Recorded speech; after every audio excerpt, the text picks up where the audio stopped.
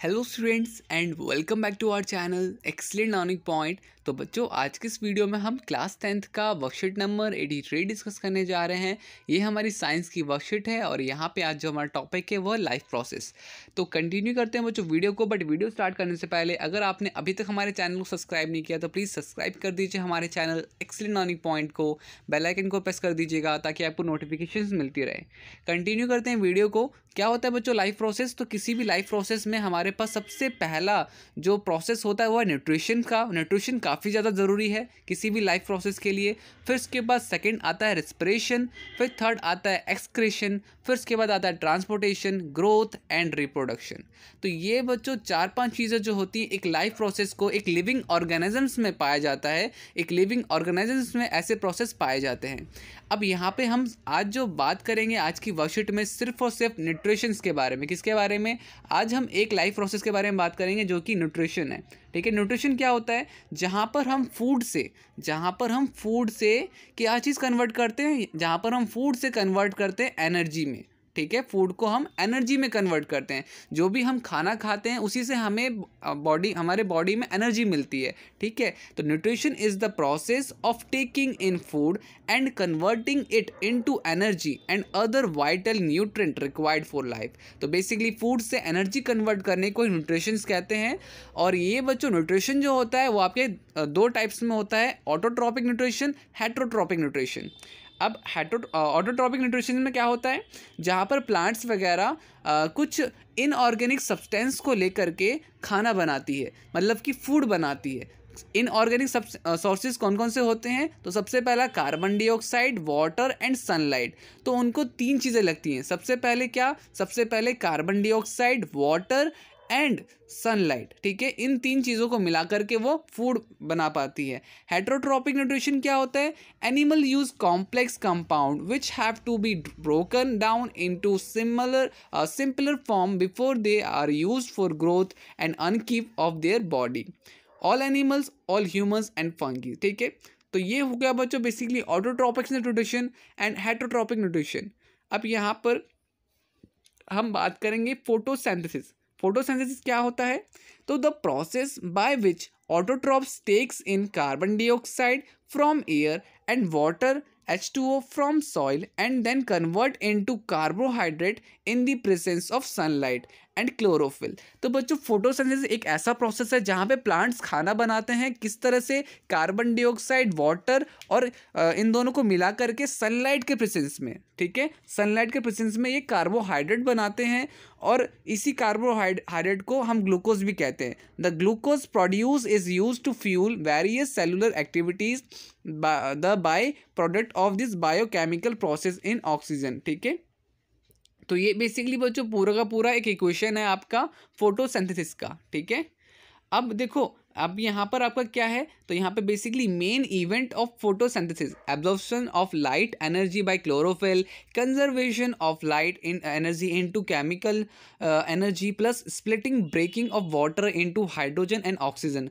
Reduction of CO2 to carbohydrates. ठीक है, तो ये कुछ मेन इवेंट्स हो जाते हैं। अब इसमें बच्चों जो स्टोमेटा है उसका काम क्या होता है? स्टोमेटा का काम होता है गैसेस एक्सचेंज करने का और वाटर जो होता है हमारा, तो प्लांट से वाटर भी वेपर के थ्रू निकलता है। तो ये हो गया बच्चों स्टोमेटा का वर्क। स्टोमेटा होता है प्लांट्स के अंदर, लीव्स जो होती है, लीव्स के अंदर भी छोटे छोटे पोर्सेस होते हैं, छेद होते हैं, tiny pores present on the surface of leaves.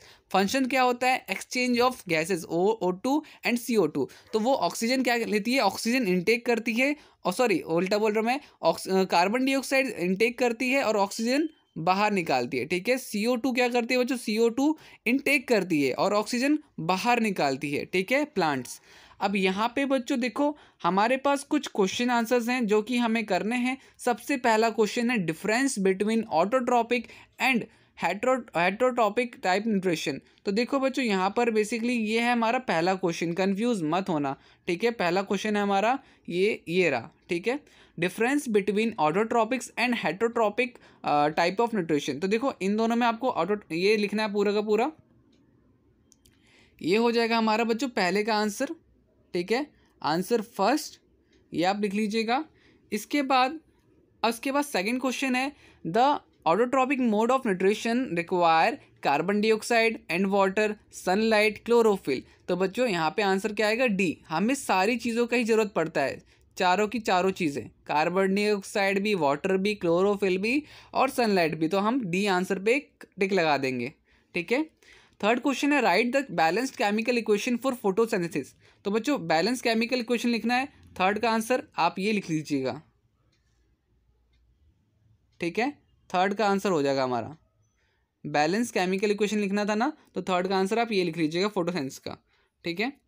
अब इसके बाद what are stomata, what function do they perform. Stomata क्या होता है? तो बड़े हमने तो यही पढ़ा था, ठीक है। ये रहा हमारा पूरा आंसर, फोर्थ का आंसर, फोर्थ, ठीक है। इसके बाद हमारा फिफ्थ क्वेश्चन है, draw a label diagram of stomata. Stomata का डायग्राम बनाना है, तो वो मैं दिखा देता हूँ आपको। तो बच्चों ये यहाँ पे आपको दिख रहा होगा, स्टोमेटा का कुछ इस तरह से डायग्राम है। ये आपका ओपन स्टोमेटा है, ठीक है, और ये स्टोमेटा जो है क्लोज्ड है, ठीक है। यहाँ पे देखो, जब ये खुला हुआ होता है तो इसमें आपका ऑक्सीजन, क्या कहते हैं, ऑक्सीजन, सॉरी कह रहा हूँ, कार्बन डाइऑक्साइड इनटेक करता है ये, और ऑक्सीजन रिलीज करता है, ठीक है। तो इस तरह से ये आपका न्यूक्लियस है, क्लोरोप्लास्ट कहते हैं, वैक्यूल कहते हैं। अगर आपको स्पेलिंग नहीं दिख रही है, बिकॉज इमेज यहाँ पे पता नहीं ब्लर क्यों आ रही है, न्यूक्लियस होता है, तो न्यूक्लियस की स्पेलिंग में लिख देता हूँ यहाँ पे, NUCLEUS, न्यूक्लियस, ठीक है। क्लोरोप्लास्ट की स्पेलिंग अगर आपको नहीं पता, CHLOROPLAST, ठीक है। और अगर बच्चों फिर इसके बाद हमारे पास जो है वैक्यूल्स है, तो वैक्यूल्स में क्या होता है, VACUOLE, वैक्यूल। इसी तरह से गार्ड सेल, सेल वॉल, ठीक है, सेल वॉल, ठीक है। तो इस तरह से मतलब कि बेसिकली ये सारे के सारे हमारे नाम हैं। तो यही था आज की इस वीडियो में। उम्मीद करता हूँ सारी चीज़ें आपको समझ में आई होंगी। वीडियो अच्छी लगी तो प्लीज़ लाइक शेयर कमेंट ज़रूर कीजिएगा। आज की वीडियो में इतना ही, मिलते हैं नेक्स्ट वीडियो में, तब तक के लिए bye bye and take care.